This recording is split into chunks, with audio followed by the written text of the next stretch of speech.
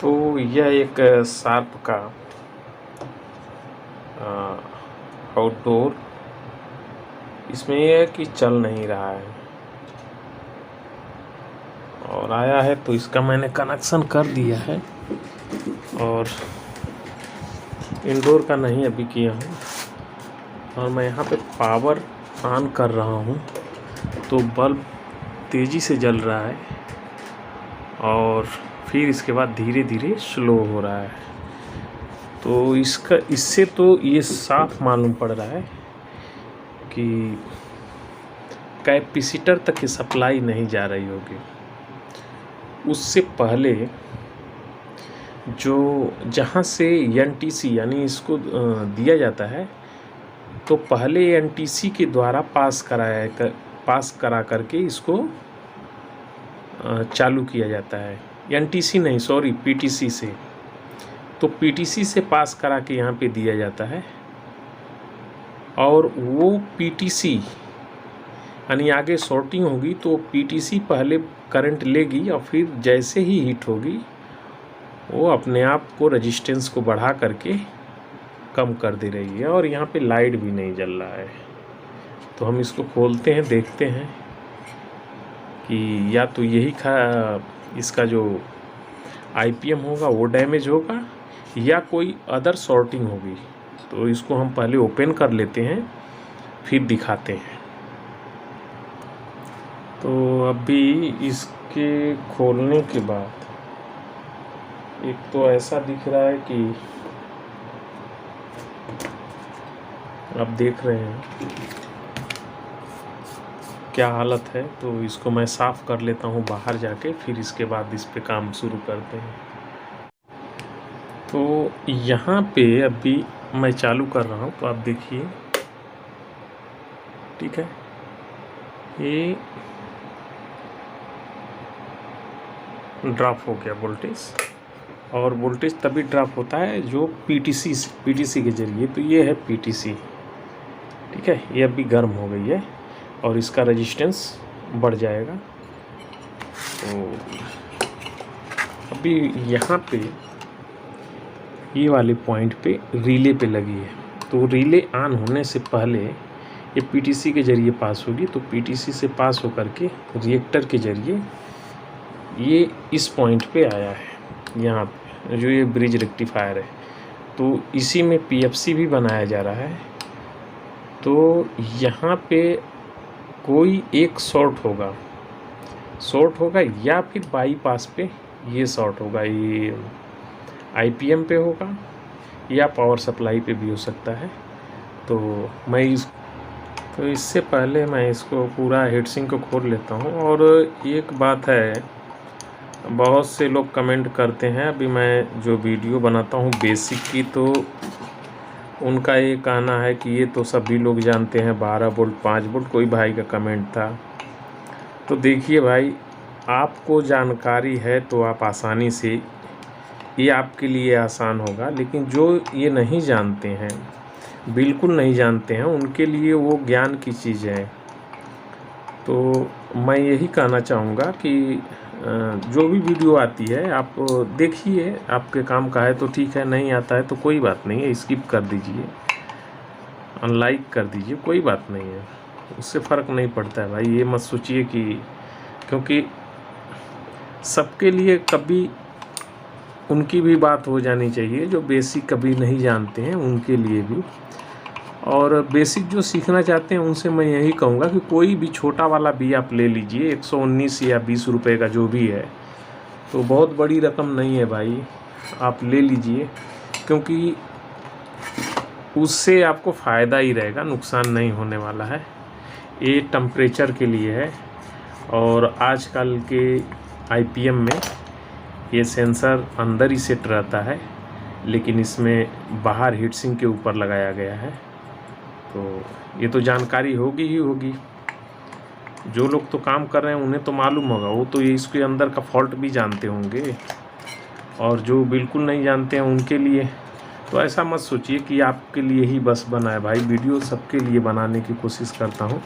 हाँ, जिनको समझ में आता है उनके लिए आसान हो जाता है और जो लोग नहीं समझ पाते हैं तो उनके लिए थोड़ा कठिन पड़ता है, तो ऐसा मत आप लोग सोचिए। तो यहाँ पे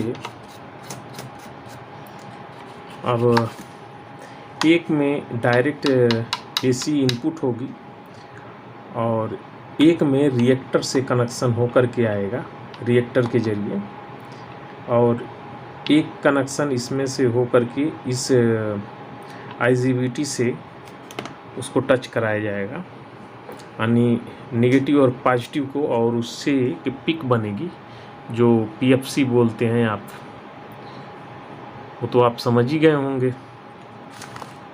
तो मतलब उससे पिक बनेगी और उस पिक से वापस रिटर्न बूस्टअप करा करके बनाया जाता है। तो इस कंडीशन में ये भी शॉर्ट हो सकता है। तो मैं इसको स्टैंड पे लगा लेता हूँ, कैमरे क्या मोबाइल को। तो यहाँ से जो है PFC का ये PTC यहाँ पे लगी है, और यहाँ से जो रिएक्टर के थ्रू हो करके वो सप्लाई यहाँ पे आई है। जो 2 ब्रिज रेक्टिफायर यहाँ पे लगे हैं, एक सेपरेट पावर सप्लाई के लिए, कैपेसिटर के लिए, और दूसरा जो है PFC जनरेट करने के लिए यहाँ पे IGBT लगी हुई है। तो कैसे है ये तो समझना पड़ेगा ना, तो इसीलिए मैं बोलता हूँ कि बेसिक का समझा करो। तो बेसिक के लिए जब मैं वीडियो डालता हूँ तो कोई देखने वाला है नहीं, तो ऊपर से मुझे अलग से प्रेशर में डाल देते हैं कि कुछ और बनाओ। ऐसे न्यूट्रल डायरेक्ट दोनों में ऐसे कनेक्ट हो गया है, और इसमें अभी होगा क्या कि इस वाले लाइन से एक जो ब्रिज रेक्टिफायर है उसकी दोनों पॉइंट कलेक्टर और इमीटर से एडजस्ट हो जाएगी। जब यहाँ से पिक दिया जाएगा तो ये आपस में ऐसे टच होगी, और यहाँ पे एक फीडबैक जनरेट होगा और इसमें जाएगा, वापस रिटर्न आएगा। तो इसमें ना जा कर के ये वाले से हो करके और 320 का कैपेसिटर को चार्ज करने लगेगा। तो इसमें इस तरह से है। तो अभी के हिसाब से ये चीज़ शॉर्ट होना चाहिए। ये चीज़ शॉर्ट होगा तो हमको इसमें से किसी एक पॉइंट को ऐसे ओपन कर देना है, तो हमारी सप्लाई बनना चाहिए। तो मैं उसको ओपन करता हूँ, और ओपन करने के लिए हमें ये ओपन करना पड़ेगा। तो हम इसको IGBT को ही ओपन कर देते हैं, निकाल देते हैं। तो यहाँ पे ये मैंने निकाल दिया, और इसको चेक भी कर लेते हैं। तो ये तो शॉर्ट होना ही होना है।